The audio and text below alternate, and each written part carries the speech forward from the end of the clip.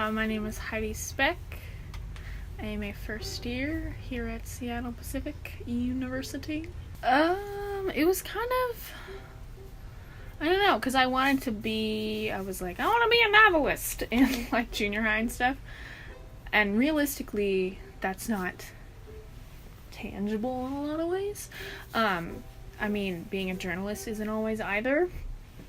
But somehow journalism and writing from like a facts-based like medium is, I don't know, interesting to me because like I'm a very honest person and I like to bring honesty and perspectives into writing, and that's what journalism is. So yeah, I guess that's kind of the roundabout way of describing it. And like, cool. I did newspaper all through high school, and that kind of solidified my decision. Cool. What's like your earliest memory of really being inspired to write in a journalistic setting or be a novelist?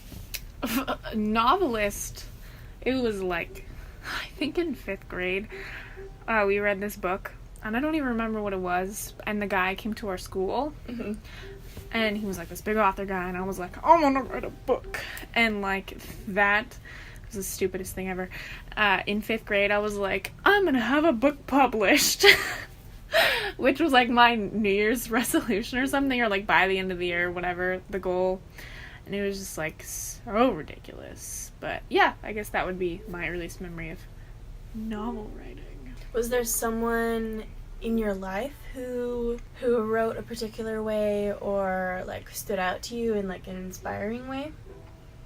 Not necessarily, because like both my mom and my sister are English majors, and I was surrounded in that kind of environment, but I didn't read their writing necessarily, because that's not what my mom's occupation like holds.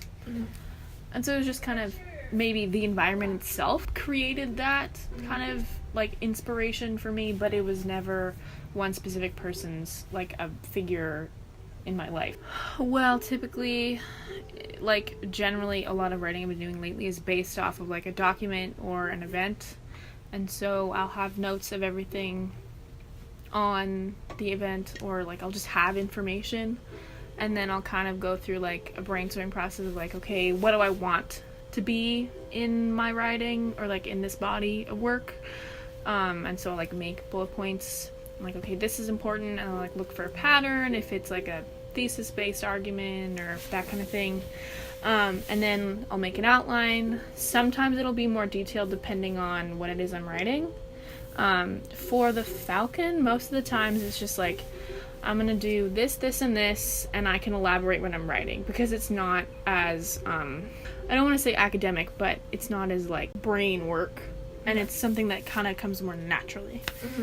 So it's just like, there's an ideation process, then an outline, then I write. Again, it's kind of part of the ideation process, if I want to use that word.